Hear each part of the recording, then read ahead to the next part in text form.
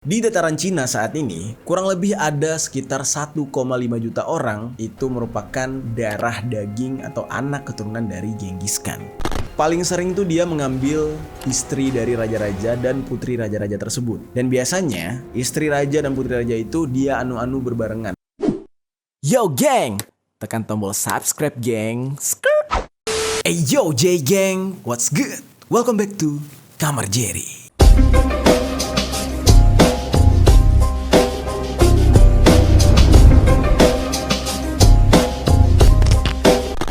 Geng. Oke, mungkin pembahasan hari ini bakal banyak penyukanya nih. Kita akan membahas tentang seorang raja atau pemimpin ya. Yang mana gosipnya nih geng, dikabarkan dia ini mempunyai puluhan juta keturunan alias puluhan juta anak cucu gara-gara kebanyakan anu-anu sama cewek di seluruh dunia. Kejadian ini dialami oleh seorang pemimpin Mongol alias pemimpin rakyat Mongol. Namanya Genghis Khan. Gue gak tahu nih cara baca benernya itu Genghis Khan atau Genghis Khan. Dia ini merupakan pemimpin Mongol yang memimpin pasukan Mongol ini sampai akhir hayatnya hingga tahun 1227. Ya cukup lama banget. Kita masih angin nih, masih debu. Belum cairan, belum jadi janin, belum jadi apa-apa, masih debu ya yang berterbangan gitu ya. Genghis Khan ini lahir dengan nama asli Temujin dan dia merupakan anak dari suku Borijin. Lahir pada tahun 1162. Nah, dia ini mempunyai seorang ayah dari klan Borijin yang bernama Yesugei dan ibunya bernama Hulun. Ibu dari Genghis Khan atau dengan nama lahir Temujin ini itu sempat diculik. Praktik penculikan istri pada zaman dulu itu sangat normal dan sangat lumrah terjadi, apalagi bagi suku-suku nomaden gitu ya, seperti suku Mongol ini. Nah, di masa kecilnya Genghis Khan ini sama seperti halnya anak dari suku nomaden lainnya. Dia terlahir di lingkungan yang keras, ditempah dengan kekerasan gitu. Yang menyebabkan mereka harus menjalani hidup yang keras itu gara-gara kondisi alam di stepa Mongolia. Jadi kondisi di sana itu sangat mengharuskan anak-anak yang lahir di tempat tersebut itu harus menjalani kehidupan yang keras dibandingkan anak-anak di tempat lain. Dan bisa dikatakan anak-anak yang mempunyai fisik yang tangguh itulah anak-anak yang dapat bertahan hidup. Ya salah satunya Genghis Khan. Singkat cerita nih geng, di umur 20 tahunan Genghis Khan ini sudah menjadi seorang prajurit yang tangguh. Bahkan bisa dikatakan dia ini adalah seorang pemimpin dari pasukan kecil. Nah, pintarnya Genghis Khan ini geng, dia melakukan aliansi. Wah, udah kayak anak STM tawuran ya. Dia melakukan banyak aliansi atau perkenalan atau pertemanan dengan kepala suku penting. Ya, dengan kata lain kayak apa ya? Ada orang dalam lah ya di setiap titik pemerintahan gitu. Kalau kita bandingin sekarang tuh kayak orang yang ngejalin hubungan dengan anggota DPR, pengusaha, menteri gitu-gitu. Jadi biar aman hidupnya gitu ya. Nah, seperti itulah yang dilakukan oleh Genghis Khan. Jadi ada politik yang cukup pintar gitu ya ketika Genghis Khan memimpin pasukan kecilnya. Dia menjadi seorang kaisar itu justru di umur ke-44. Jadi di umur 44 tahun dia diangkat menjadi Khan. Jadi Khan itu artinya kaisar alias pemimpin gitu ya. Dan dia memimpin kekaisaran Mongol pada abad ke-13. Jadi udah cukup tua lah di saat itu. Ya dibilang tua banget sih enggak juga ya, masih kuat lah gitu ya. Orang bisa nidurin sampai ribuan cewek ya, anaknya sampai jutaan gitu kan berarti subur banget ya, kuat deh ya. Nah, dalam memimpin Genghis Khan ini dikenal kejam. Dia kejam banget dalam mengeksekusi, dalam menghukum. Genghis Khan ini terkenal sangat-sangat kejam. Bahkan saking kejamnya bisa dikatakan dia ini adalah salah satu orang yang paling ganas yang pernah hidup di muka bumi. Ya, sejarahnya seperti itu. Contohnya kayak Dracula gitu ya. Kalau misalkan kalian pernah dengar nih pembahasan gue tentang Dracula gitu ya nih di sini nih. Nah, orang-orang kan mikirnya Dracula itu hantu ya, padahal mah enggak. Dracula itu adalah seorang pemimpin yang mana banyak sekali melakukan hal-hal yang kejam terhadap musuhnya gitu. Nah, sama dengan cerita Genghis Khan. Walaupun nih geng ya, untuk rakyatnya sendiri sebenarnya Genghis Khan ini cukup mengayomi, orang yang cukup dicintai oleh rakyatnya sendiri, dan dia adalah sosok yang sangat berkarisma gitu. Namun, Genghis Khan ini memiliki sisi lain, yaitu sisi yang sangat kejam. Contohnya saja saat dia menginvasi sebuah wilayah. Banyak sekali orang-orang yang dibantai oleh Genghis Khan ini. Bahkan dikatakan kalau pasukan dari Genghis Khan ini sudah membunuh sebesar 10% populasi di bumi, itu tepatnya pada abad ke-13. Jadi bayangin tuh 10% populasi, berarti nggak sedikit tuh ya. Jutaan itu bro, kalau dikumpulin dalam satu lapangan bola, wah gila, udah kayak konser slang, lebih kayaknya. Dan diperkirakan ada sekitar 40 juta orang yang mati terbunuh oleh pasukan dari Genghis Khan. Jadi memang pasukannya itu pasukan yang sangat tangguh. Dan dikenal juga invasi Mongol ini adalah sebuah pergerakan kekejaman yang sangat dikenal dalam sejarah peradaban dunia. Karena memang kekejamannya itu bisa dikatakan tidak manusiawi sama sekali. Tapi ada yang keren nih dari Genghis Khan ini ya. Walaupun dia tuh pertama tukang bunuh nih ya, hampir 10% manusia nih yang dimusnahkan oleh Genghis Khan. Habis itu suka anu-anu sama cewek-cewek hampir ribuan, sampai anaknya lahir jutaan tahun. Wah, ngalahin itu tuh yang guru boarding school yang nyindurin santri itu ya. Nih jutaan mainnya nih ya. Dan Genghis Khan ini sebenarnya sangat toleran terhadap agama. Nah, di sini kerennya nih orang, setiap kali dia melakukan invasi yang penuh kekejaman, menghancurkan, membunuh gitu ya, yang tidak dia hancurkan adalah tempat ibadah. Mau itu agama Islam, Buddha, Hindu, Kristen, pokoknya semua tempat atau rumah ibadah itu tidak dia sentuh sama sekali. Karena dalam pemahaman Genghis Khan, toleransi beragama atau toleransi memeluk kepercayaan itu harus dijunjung tinggi. Wah, ini baru keren nih. Pasukan Genghis Khan ini itu merupakan pasukan nomaden alias pasukan yang terus berpindah-pindah. Nah, dari mana dia merekrut orang-orang sebanyak itu? Ternyata Genghis Khan ini melakukan perjalanan ke setiap tempat dan membebaskan banyak tahanan atau narapidana, yang dimana narapidana ini dia rekrut untuk dia jadikan pasukan baru. Jadi ya gimana ya, namanya juga narapidana kan, mereka harus dipenjara, terus tiba-tiba ada yang nyelamatin nih. Ya hutang budi gitu ya jadinya ya. Bukan hutang ani ya, hutang budi gitu. Gara-gara hutang budi akhirnya dia mau mengikut atau tunduk terhadap Genghis Khan. Di zaman tersebut, Mongolia ini menjadi sebuah negara yang sangat maju atau peradaban yang sangat maju dan sangat kuat dikarenakan dipimpin oleh Genghis Khan. Kekaisaran Genghis Khan berhasil menyatukan suku-suku nomaden dari dataran tinggi Mongolia. Lalu sebagian besar wilayah di Asia Tengah berhasil dijajah dan ditaklukkan oleh Genghis Khan. Jadi memang pasukannya gokil banget nih Mongolia ini. Makanya jangan heran gitu ya kalau lo keliling seluruh dunia, mungkin adalah sebuah kata-kata yang salah gitu ya kalau lo bilang wah keturunan Cina ada di mana-mana. Bukan, geng. Keturunan Mongol lebih tepatnya, karena orang Mongolia di zaman itu tuh nomaden, berpindah-pindah, menjajah ya kan, membunuh, menempati banyak negara, banyak tempat gitu, dan di sana dia meninggalkan anak-anaknya. Nah, kebanyakan dari daerah jajahan daripada kekaisaran Mongolia saat dipimpin oleh Genghis Khan itu saat ini sudah menjadi daerah Korea modern, terus daerah Cina, lalu Eropa Timur, Persia, Asia Tenggara, India, sampai ke Timur Tengah ya kan, sampai ke Arab sana. Nah, dan di masa kejayaan mereka, bangsa Mongol ini berhasil menguasai wilayah seukuran dataran Afrika. Jadi gede banget daerah kepemimpinan mereka, geng. Dan kekuasaan daripada kekaisaran Mongol bisa dikatakan hampir 3 kali lebih besar daripada kekuasaan kekaisaran Romawi. Ya, walaupun yang sering kita dengar ya kan, kekaisaran Romawi, wih keren banget gitu ya, gladiator bla bla bla bla gitu ya. Tanpa kita sadari ternyata yang paling besar itu justru keturunan Asia, yaitu bangsa Mongol. Mereka pernah menjajah hampir setengah bumi. Nih keren banget, Genghis Khan. Nah, Genghis Khan ini ketika menyerang sebuah tempat itu kan dengan brutal banget gitu, geng. Yang paling gila nih ya, sebuah taktik yang digunakan oleh pasukannya adalah orang-orang yang masih hidup itu diperbudak tapi dijadikan pion barisan paling depan. Karena kalau misalkan kita perang zaman dulu nih ya, kalian bisa lihat di film-film gitu,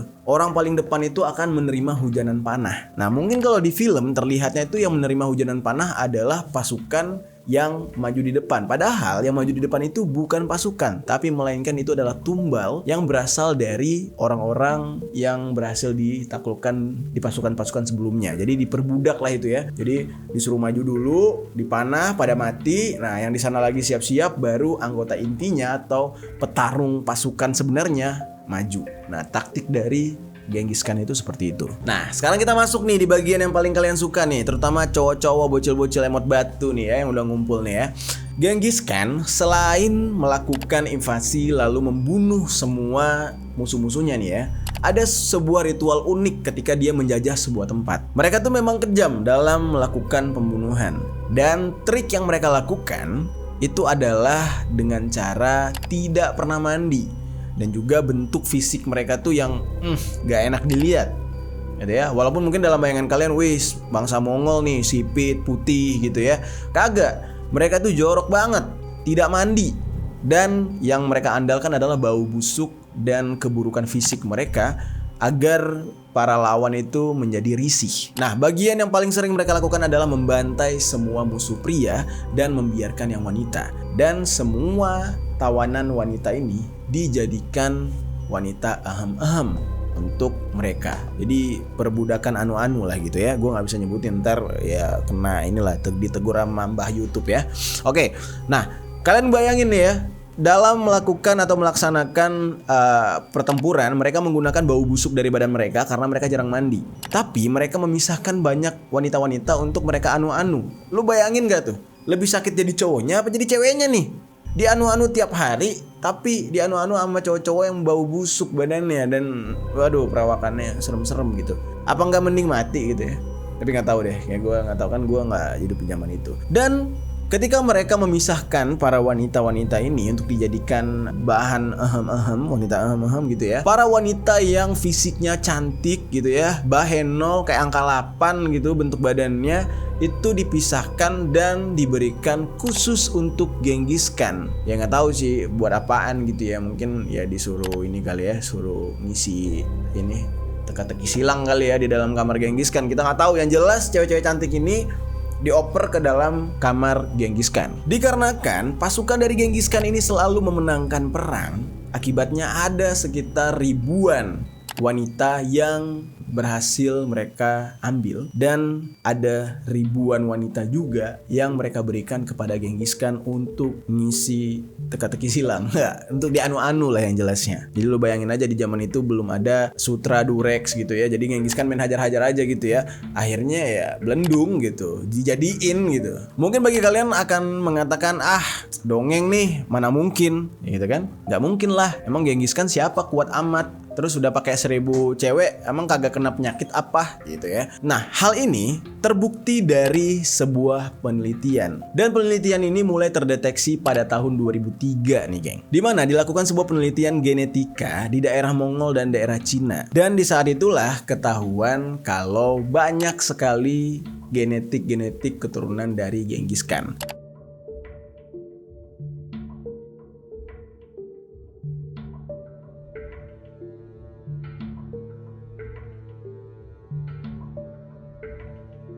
Di penelitian tersebut ditemukan ada sekitar 16 juta orang pria yang memiliki unsur genetika keturunan Genghis Khan. Yang dimana dalam sejarahnya ternyata Genghis Khan ini sudah menghamili semua perempuan yang dia anu-anu, hasil dari menaklukkan musuh-musuhnya gitu. Dan gokilnya nih, Genghis Khan ini berhasil menciptakan keturunan spesies sendiri. Maksudnya spesies itu bukan berarti kayak hewan ya, maksudnya kayak gini. Kan ada di dunia ini tuh ada bangsa kulit hitam, bangsa kulit kuning, kulit merah, kulit putih, ya kan?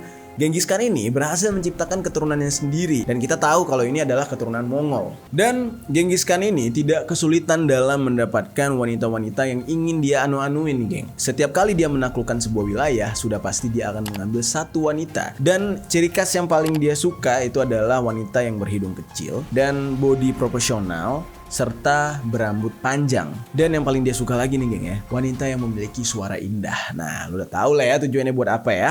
Nah, dari kebanyakan yang dia taklukkan gitu ya, paling sering tuh dia mengambil istri dari raja-raja dan putri raja-raja tersebut. Dan biasanya istri raja dan putri raja itu dia anu-anu berbarengan. Nah, lo paham juga tuh dia apain tuh ya. Bahkan nih ya, beberapa istrinya itu adalah putri-putri atau ratu dari Tartar. Nah, ini adalah sebuah pasukan yang dia bunuh, lalu putrinya dia ambil, dia jadikan istri. Jadi nggak heran nih, dia memiliki banyak keturunan yang tersebar di seluruh dunia. Namun perlu kalian ketahui diketahui nih geng, dalam budaya masyarakat Mongol pada saat itu, anak-anak kecil tuh sudah diperbolehkan untuk menikah. Dan bahkan Genghis Khan ini sudah menikah pada umur 16 tahun. Dia memiliki seorang istri yang bernama Borte.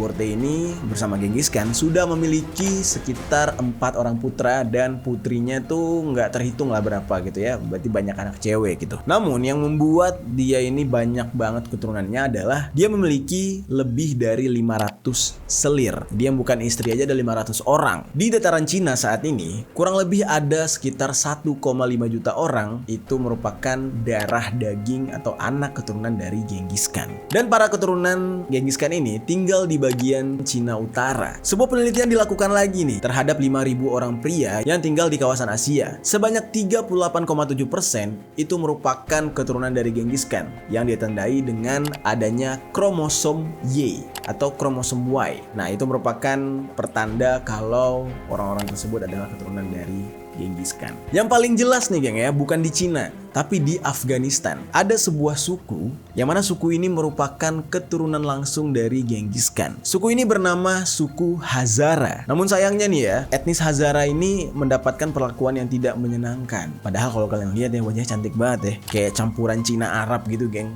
Gila. Itu mah jangan ditindas ya. Dioper aja ke Indonesia tuh pasti banyak tuh jadi istri-istri orang sukses tuh ya.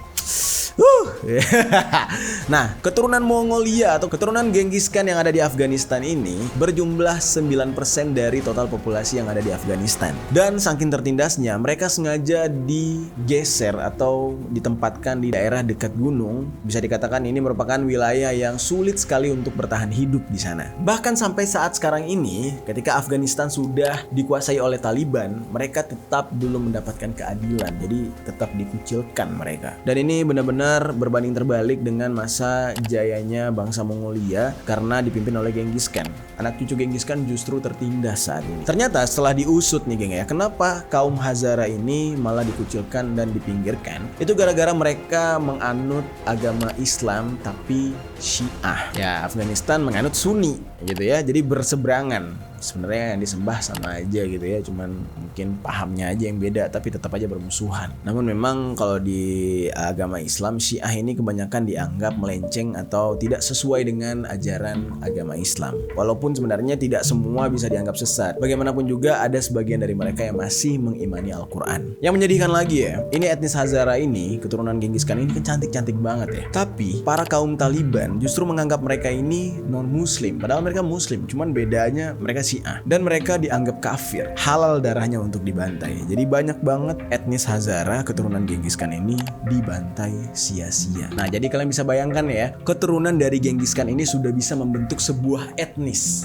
Gila banget gak tuh? Jadi lo kayak punya anak gitu ya, bisa satu suku anak lo semua gitu keturunannya. Namun dibalik banyaknya keturunan dari Genghis Khan ini geng, kematian dari Genghis Khan masih menjadi teka-teki. Namun bisa dipastikan meninggalnya dia itu pada tanggal 18 Agustus tahun 1227. Hal ini bertepatan dengan berakhirnya kepemimpinan Genghis Khan untuk bangsa Mongolia. Dan yang menyedihkannya nih ya, di detik-detik terakhir Genghis Khan meninggal dunia, yang mana penyebab dia meninggal tidak diketahui sama sekali karena benar-benar dirahasiakan. Bahkan sampai makamnya pun tidak bisa ditemukan. Jadi ketika meninggal, Genghis Khan ini berpesan kepada pasukannya untuk tidak memberitahu siapapun di mana dia dimakamkan, dan bahkan makamnya tidak perlu diberikan tanda yang mewah-mewah. Jadi tidak diketahui posisinya di mana. Dan bahkan dari kabarnya nih geng, orang-orang yang mengubur Genghis Khan langsung melakukan bunuh diri di tempat. Hal ini dia lakukan agar berita tentang kematian dan lokasi makam Genghis Khan tidak ada yang mengetahui. Jadi benar-benar menjadi rahasia. Dan dikabarkan juga ketika mengubur Genghis Khan ini, para prajurit mengerahkan sekitar 800 ekor kuda untuk berlari di atas tanah makam Genghis Khan. Hal ini dilakukan untuk menyamarkan lokasi makam dari Genghis Khan ini. Nah, jadi kurang lebih kayak gitu tuh geng. Genghis Khan itu punya banyak cewek, tapi